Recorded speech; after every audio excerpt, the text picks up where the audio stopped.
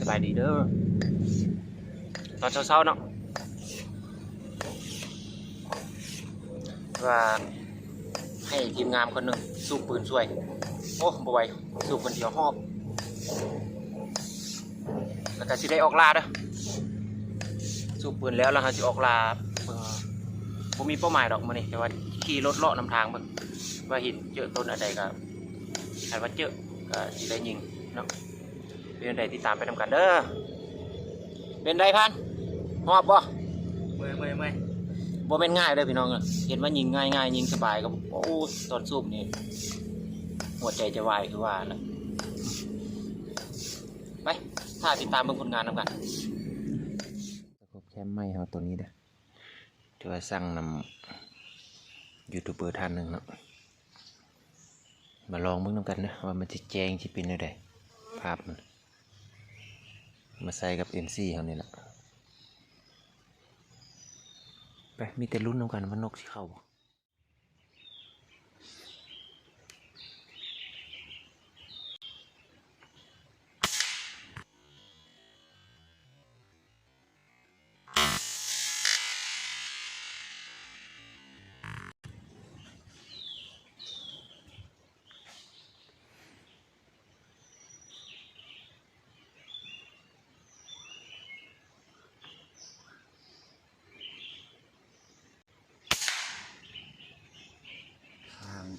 ค้างอีกนะ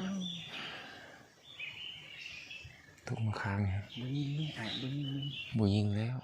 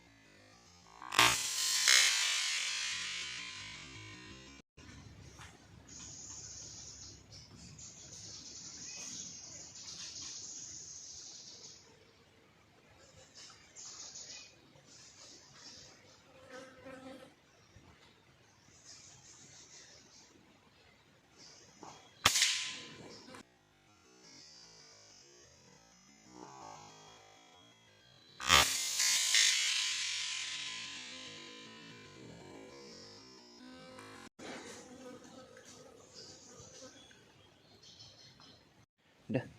ผ่านการลองสโคปแคมป์ใหม่นี่ก็ถือว่าฟ้ามันเป็นสินะมืดตึบเนาะก็พอได้กินอยู่นะเอาลบขนพร้อม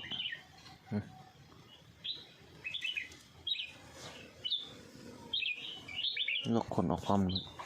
เอาสิบเรนเบิ่งเป็นตัวนกบ่เข้าเลยฟ้าลมก็แห้งเนี่ยได้สำนิด18 ตัว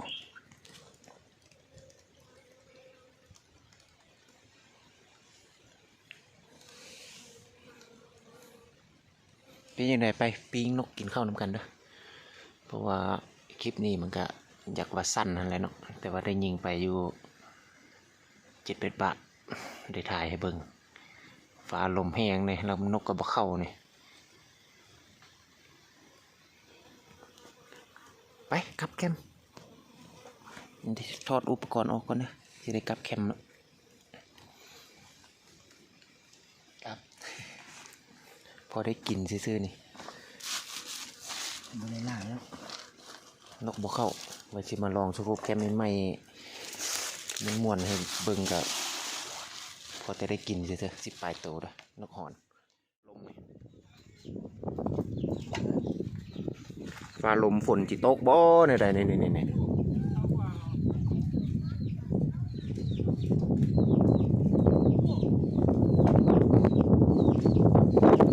มาฮอดกับปิ้งนกกินนะ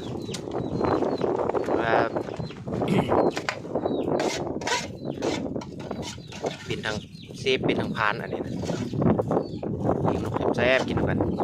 นั่นก็ปิ้งหนึ่งเนาะนี่ก็ปิ้งหนึ่ง